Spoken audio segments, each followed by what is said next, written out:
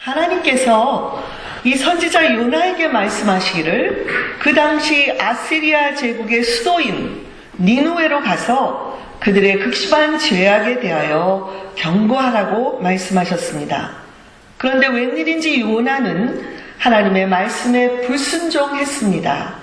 본문에는 두 번이나 요나가 하나님의 얼굴을 피하여 갔다는 그런 기록이 나오고 있습니다. 결국 팔레스타인의 동쪽에 있는 니누웨와는 정반대편인 서쪽의 다시스, 오늘날의 스페인을 향해서 가다가 거기로 가는 배를 만나서 올라탔습니다. 니누웨는 오늘날 이라크의 수도 바그다드에서 북쪽으로 약 400km 가는 그 위치한 곳에 있는데 현재는 폐허의 상태로 남아 있습니다. 고고학적인 발굴에 의하면 이 도시는 고대 아시리아 제국의 수도답게 둘레만 해도 12.5km나 이르는 대단히 큰 도시였습니다.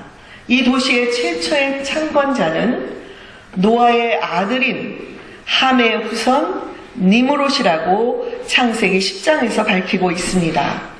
성경은 그가 당시에 유명한 사냥꾼이요 무사였다고 기록하고 있습니다. 그런 무사 정신을 이어받아서인지 아시리아 사람들은 인류 역사에 전례가 없는 아주 잔인한 방법으로 주변의 소수 민족들을 정복하고 억압했다는 기록이 있습니다. 이처럼 니므롯은 하나님을 대적하는 세상의 힘을 상징합니다. 그러면 왜 요나는 하나님의 말씀을 거부하고 반대편 스페인으로 향해서 도망을 쳤을까요? 강대국 사이에 끼어서 편할 날이 없었던 이스라엘은 이미 오래전부터 이 아시리아 황제에게 조공을 바쳐왔습니다. 그러다가 이스라엘의 최후의 왕이 된 호세아 왕이 그 당시에 또 하나의 제국이었던 이집트를 의지하고 아시리아를 배반을 했습니다. 조공을 보내지 않은 것입니다. 이에 화가 난 아시리아 왕 살메네셀 5세가 이스라엘을 침략해서 북이스라엘 왕국을 BC 722년에 멸망시켰습니다. 아직 요나는 이 멸망 직전에 선포하라고 그 하나님의 명령을 받았는데요. 이런 역사적인 배경을 볼 때 하나님께서 요나를 이스라엘을 억압하고 있던 아시리아의 수도 니느웨로 가서 그 백성을 회개시키도록 한 것은 우리 요나로서는 이해하기가 힘들었을 것입니다.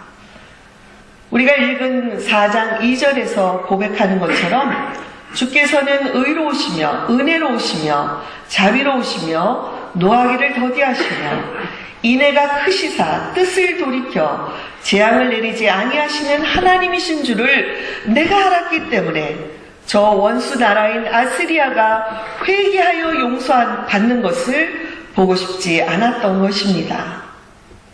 교우 여러분, 여러분은 이 요나가 지금 고백한 것처럼 은혜의 하나님, 자비의 하나님, 노하기를 더디하시는 하나님, 사랑이 크신 하나님, 회개하면 뜻으로 돌이켜서 재앙을 내리지 않는 그런 하나님을 경험하셨습니까? 네, 경험하셨죠?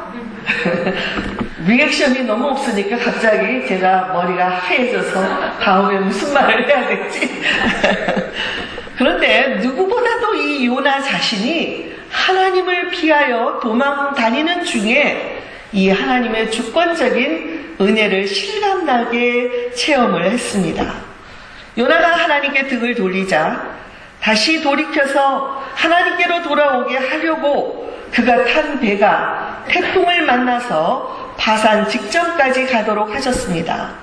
파손되어 가는 배 안에서 뱃사람들이 어느 신이 노하길래 이런 태풍이 왔는가를 알자며 제비를 뽑았는데 바로 요나가 뽑혔습니다. 요나는 나로 인해서 나의 신이 노했기 때문에 이 태풍을 만난 것이라고 고백하고 나를 바다에 던지라고 요청을 합니다. 결국 그가 희생 제물이 되어 바다에 던져졌을 때 태풍도 그치고 바다도 잠잠해졌습니다. 그런데 여러분, 요나는 이대로 깊은 바다에 빠져서 죽었을까요? 아닙니다. 하나님께서 은혜를 베풀어 주셨습니다. 이번에는 큰 물고기를 예비하셔서 요나를 삼키도록 하셨습니다. 겨우 목숨을 구했지만 물고기 뱃속에서 지내는 3일 동안 요나가 무엇을 할 수 있었을까요? 네, 기도 외에는 아무것도 할 수 없었습니다. 이때 요나의 간절한 기도가 2장에 기록되어 있습니다. 요나는 죽음 직전까지 오게 된 자신의 삶을 이 물고기 뱃속에서 하나씩 돌이켜보면서 하나님께 눈물로 회개하기 시작했습니다. 배가 태풍을 만난 것도, 그 배에서 제비 뽑기에 뽑힌 것도, 바다에 던져진 것도, 물고기에 삼키우게 된 것도, 이 모두가 하나님께 불순종한 자기의 죄 때문이라는 사실을 깨닫게 된 것입니다. 그리고 만일 하나님께서 이 물고기 뱃속에서 나를 살려주신다면 이후로는 절대적으로 하나님께 순종하겠다는 서원을 드립니다. 그리고 2장의 마지막 절에서 나는 감사하는 목소리로 주께 제사를 드리며 나의 서원을 갚겠습니다. 오직 구원은 여호와께 속한 것입니다. 라는 고백을 드리고 기도를 마치고 있습니다. 선지자로서 하나님의 택함을 받았고 한평생 믿음의 길을 걸어온 요나였지만 죽음의 위기에 도달해서야 하나님의 뜻에 불순종한 것이 얼마나 큰 죄인가를 깨닫고 회개하게 된 것입니다. 교우 여러분, 이처럼 하나님은 자녀가 잘못된 길로 가면 그 자녀가 다시 돌이켜서 돌아올 수 있도록 인도해 주시고 오래 참으시고 은혜를 베풀어 주십니다. 새해를 시작한 저와 여러분에게도 가장 필요한 것이 뭘까요? 하나님의 은혜입니다. 지금 은혜에 대해서 얘기하기 때문에 은혜가 정답입니다. 이제 요나서의 이 말씀을 통해서 하나님의 놀라운 은혜에 대해서 묵상을 해보겠습니다. 첫째로 하나님의 은혜는 우리를 회개의 자리로 인도하십니다. 요나의 이 물고기 뱃속에서의 기도한 것을 보면 회개의 본질을 알 수가 있습니다. 회개란 신약에서 주로 헬라어로 메타노에오라는 단어가 사용되었습니다.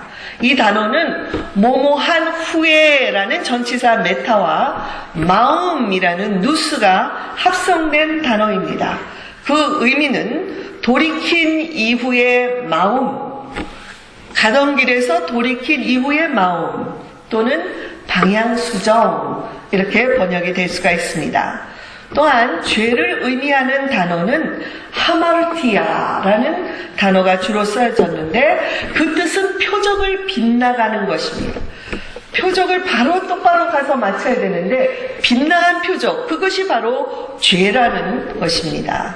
그래서 회개라는 것은 하나님이 원하시는 방향으로 빗나간 표적이 다시 하나님의 원하는 방향으로 돌아오는 것, 그것을 바로 회개라고 말할 수가 있습니다. 요나가 하나님의 뜻을 거역하고 니느웨가 아닌 스페인으로 가려고 하던 것에서 완전히 방향을 다시 돌이켜 니느웨로 돌아오는 것처럼 말입니다. 오늘 이 말씀을 나누며 여러분이 회개하지 않는다고 책망을 하거나 혹은 억지로 회개하라고 말씀드리는 것이 아닙니다. 오히려 회개는 하나님의 놀라우신 은혜로만 가능한 것을 말씀드리려는 것입니다. 여러분, 요나의 방향 수정은 누구에 의해서 가능하게 되었나요? 요나가 스스로 깨닫고 돌이켰습니까? 아닙니다. 하나님의 낯을 피하여 가는 요나를 하나님께서 막으셨습니다.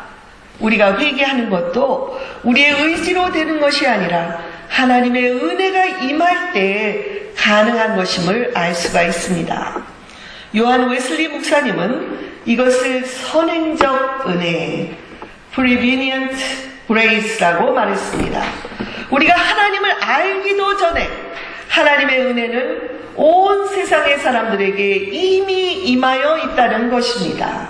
어떤 상황, 어떤 조건에든지 모든 사람들에게 동일하게 미치고 있는 이 하나님의 은혜를 경험하고 계십니까?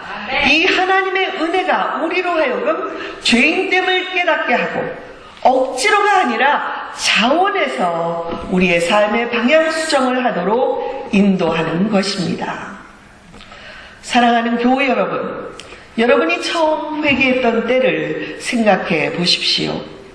돌이켜보면 내가 회개한 것 같지만 그 회개를 가능하게 하신 하나님의 은혜를 기억하고 계십니까? 만일 여러분 가운데 이제까지 회개한 경험이 없다면 이 시간 조용히 우리의 인생의 길목마다 베풀어 주신 하나님의 은혜를 생각해 보십시오. 그리고 현재 내가 하나님께 등을 보이고 있는지, 하나님의 얼굴을 보고 있는지, 순종하는지 불순종하는지를 생각해 보십시오. 그리고 조용히 마음으로 고백해 보시기 바랍니다. 이제부터는 제 등을 돌리지 않고 하나님을 향해서만 하나님을 기쁘게 해드리는 삶을 살도록 내 삶의 방향을 유턴하겠습니다. 이 길이 아닌 거를 알면 빨리 유턴을 해야죠. 고집을 부리고 분명히 나올 거야 하고 계속 가다 보면 어떤 분이 대전을 가야 되는데 부산까지 갔다는 분이 있을 정도로 사람이 중간에 잘못 들어섰으면 유턴해서 나와야죠. 바로 이것이 우리 삶의 방향 수정입니다. 혹시 여러분 가운데 회개한 후에도 지난날 잘못 산 삶으로 인해서 여전히 괴롭고 힘들어하는 분이 있습니까? 그렇다면 아직까지도 하나님의 놀라운 은혜, 어메이징 그레이스를 여러분의 한계에 묶어두고 있는 것입니다. 이 세상의 어떤 죄라도 하나님의 사랑과 은혜 앞에서 용서받지 못할 죄는 없습니다. 그러므로 여러분이 진정으로 회개를 했다면 지었던 죄를 그만 생각하시고 하나님의 은혜를 더 많이 생각하시기 바랍니다. 그 은혜가 부어지면 우리를 묶고 있던 죄에서 자유를 누리게 되고 기쁨으로 하나님을 찬양하게 될 것입니다. 둘째로 하나님의 은혜는 우리로 순종의 삶을 살도록 인도하십니다. 우리 히브리어에서의 이 회개는 행동의 변화를 의미하고 헬라어 단어 속에 나타나는 회개는 이 내적인 마음의 변화를 의미합니다. 그런데 진정한 회개는 이 두 가지가 모두 필요합니다. 마음 따로 행동 따로가 아닌 마음과 행동이 함께 변화되는 것입니다. 요나가 회개의 기도를 마치자 하나님께서 물고기를 명하여 요나를 무트로 내뱉게 하셨습니다. 그런 후에 다시 하나님의 말씀이 요나에게 임합니다. 너는 어서 저 큰 성읍 니느웨로 가서 이제 내가 너에게 한 말을 그 성읍에 외쳐라. 이 말씀은 바로 1장에서 처음 요나에게 주셨던 말씀과 동일한 말씀을 다시 주신 것입니다. 이것이 실패한 자들에게 다시 기회를 주셔서 우리의 자신감을 회복시켜 주시려는 하나님의 은혜입니다. 그러자 이번에는 요나가 벌떡 일어나 길을 떠나서 니느웨로 향해 갑니다. 이제는 자기의 생각과 다르더라도 하나님의 말씀에 순종하게 된 요나의 변화를 보시기 바랍니다. 아무리 요나가 자신의 잘못을 인정했어도 후회하거나 뉘우치는 것에서 끝나면 그것은 아직 온전한 회개가 아닙니다. 그의 삶이 변해야 됩니다. 그리고 순종으로 이어져야 합니다. 그러나 여러분, 저와 여러분이 경험하듯이 우리의 가치관이 변하는 것은 쉬운 일이 아닙니다. 이것은 오직 우리 마음에 예수 그리스도를 영접하고 구원받은 자들에게 가능한 것입니다. 여러분, 예수님을 영접하셨습니까? 예수님께서 여러분의 마음에 계셔서 여러분의 삶을 인도하고 계십니까? 아멘. 네, 항상 보면 항상 아멘 하시는 분만 들려요. 아마 방송으로는 그분만 우리 교인인 것 같아요. 여러분, 예수 그리스도를 영접하셨습니까? 네. 담대하고 용기 있게 아멘이라고 대답하실 수 있기를 바랍니다. 네. 이렇게 아멘이라고 하신 분들에게 주님의 은혜가 더하기를 바랍니다. 그러나 여러분들 중에 확실하게 답을 하지 못했어도 또한 걱정하지 마시기 바랍니다. 하나님께서 아까 말씀드린 선행적인 은혜로 우리를 회개의 자리로 인도하시는 것처럼 우리에게 주시는 구원의 선물도 하나님의 은혜로 주시기 때문입니다. 에베소서 2장 8절에 보면 같이 한번 읽어보겠습니다. 너희는 그 은혜에 의하여 믿음으로 말미암아 이것은 너에게서 난 것이 아니요 하나님의 선물이라고 말씀했습니다. 여러분, 구원은 하나님의 선물입니다. 우리를 어렵다고 여겨주시는 이 하나님의 은혜, 이 은혜가 임할 때 우리는 비로소 하나님께 순종하게 되고 우리의 가치관이 변하게 되는 것입니다. 그렇다고 우리가 단번에 변화하는 것은 아니죠. 그러나 하나님께서 계속해서 우리가 영적으로 성숙해 가도록 은혜를 베풀어 주십니다. 때로는 실패해도 요나처럼 다시 기회를 주시고 인내로 기다려 주십니다. 지금 이 시간에도 하나님의 이 놀라운 은혜가 저와 여러분에게 임하고 있는 것을 믿으십니까? 또한 이어서 가질 우리 성찬식에도 하나님께서 하늘의 신령한 양식을 먹여주심으로 우리를 죄에서 용서해 주시고 회복과 치유의 은혜를 베풀어 주실 것입니다. 여러분, 이 은혜에 푹 젖으시기 바랍니다. 셋째로, 하나님의 은혜는 우리의 이성을 초월하는 하나님의 뜻을 발견하도록 인도하십니다.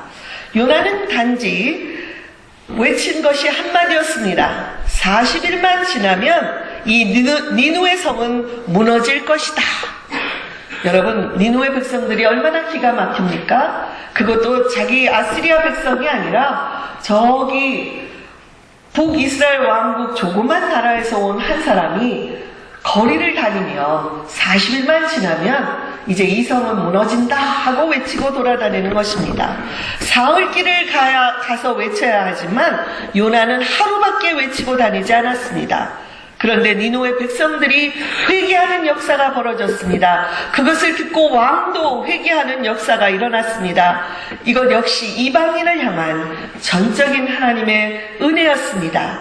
10절에 보면 그러니까 이 모습을 보고 하나님께서 니누의 백성들이 뉘우치는 것, 그들을 보고 뜻을 돌이켜 그들에게 내리렸던 재앙을 내리지 않겠다고 말씀을 하셨습니다. 여러분, 요나는 설마 하던 일이 이렇게 눈앞에 벌어지자 너무나 못마땅하게 여기고 차라리 이렇게 사는 것보다 어떻게 해요? 죽는 것이 더 낫사오니 내 생명을 취하여 가달라고 하나님 앞에 화를 내고 있습니다. 하나님께서 이스라엘의 대적인 이 니누의 백성들에게 자비를 베푸는 것이 그의 이성으로는 도저히 이해할 수가 없었던 것입니다. 여러분, 요나는 선지자였지만 이 세상을 향한 하나님의 뜻을 몰랐던 것 같습니다. 하나님께서 이스라엘만 사랑하시기 위해서 그들을 택한 것이 아닙니다.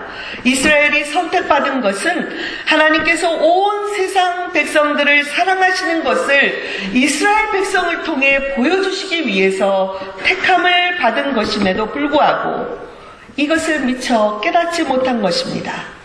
그래서 하나님께서 4장 마지막 절에서 요나에게 이렇게 말씀하셨습니다.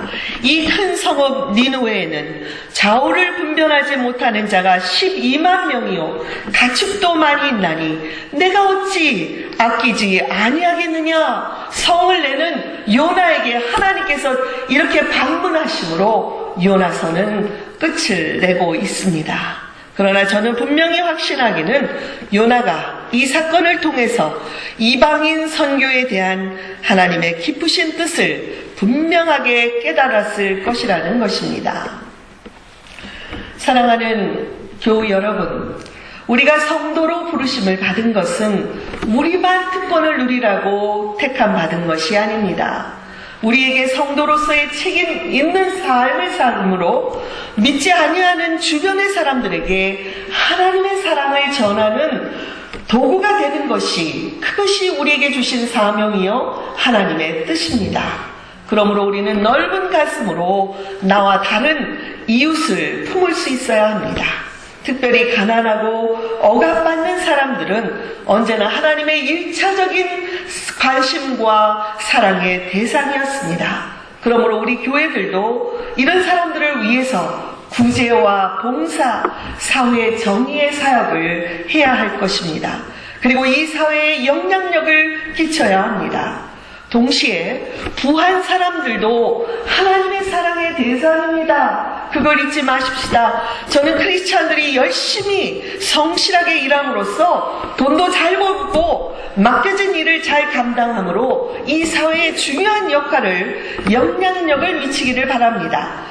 우리의 2세, 3세대들 중에서 목사와 선교사들이 나오는 것도 중요하지만 이 사회를 건강한 사회로 이끌어갈 전문인들과 사회의 지도자들이 많이 나와야 한다고 생각을 하는 것입니다. 이렇게 니누에는 한때 요나의 전도로 회개하고 구원을 받았지만 BC 612년에 바벨론의 공격을 받고 3개월을 버텼지만 결국 함락되고 말았습니다. 그러나 요나 시대만큼은 니누의 성 사람들이 진심으로 회개했기 때문에 그들은 하나님의 심판을 100년 이상 유보받는 그런 은혜를 경험하게 된 것입니다. 사랑하는 성도 여러분, 하나님의 은혜는 보통의 은혜가 아닙니다. 우리의 이성과 우리의 상상을 초월하는 놀라운 은혜입니다. 이것을 어떻게 표현합니까? Amazing Grace. 다 같이 해볼까요? Amazing Grace. 정말 놀라운 은혜입니다. 우리에게 이 은혜를 주시는 하나님은 이 세상의 모든 사람이 구원받고 그들이 우리처럼 평안한 삶을 살기를 원하시고 또 그럴 수 있는 능력이 있는 분이십니다. 그러나 하나님이 직접 하시기보다 전도라는 통로를 통해 우리들을 통해 이 일이 이루어지기를 바라셨습니다. 이런 하나님의 은혜 앞에서 무엇을 걱정하겠습니까? 무엇을 염려하겠습니까? 좋으신 하나님께서 인도해 주시지 않겠습니까?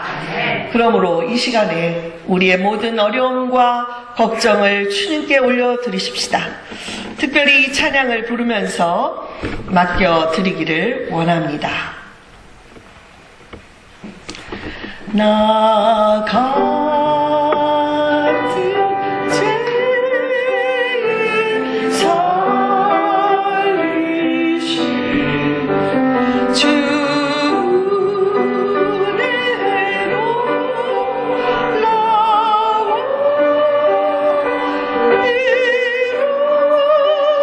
이루던 생명 찾아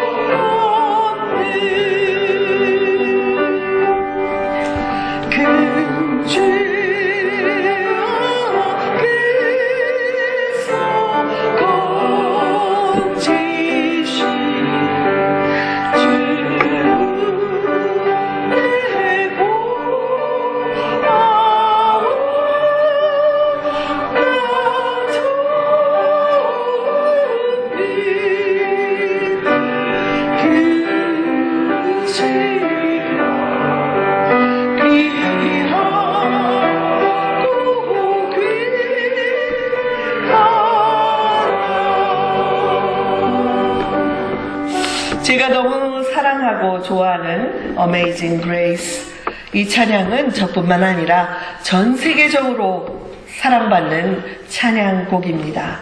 이 찬송시를 작사한 분은 존 뉴턴 목사님이십니다. 뉴턴 목사님은 1725년에 영국의 런던에서 태어났습니다. 7살 되던 해에 독실한 크리스찬이었던 어머니가 폐결핵으로 돌아가셨고 11살부터 선장인 아버지를 따라 거친 선원 생활을 했습니다. 그때부터 뉴턴은 방탕한 생활을 시작했고 18살 때에는 영국 해군 소위로 입대했지만 늘 문제를 일으켜서 함장은 그를 노예선에 팔아버리게 됩니다. 결국 그는 아프리카의 섬에서 15개월 동안 비참한 노예 생활을 하게 되었는데 다행히 영국 무역선을 만나서 구출됩니다. 그 배에서 뉴턴은 토마스 아켄피스가 쓴 그리스도를 본받아라는 유명한 이 책을 읽으며 예수님을 영접하고 회심하게 됩니다. 런던에 돌아와서는 그럼에도 불구하고 노예선의 선장이 됩니다.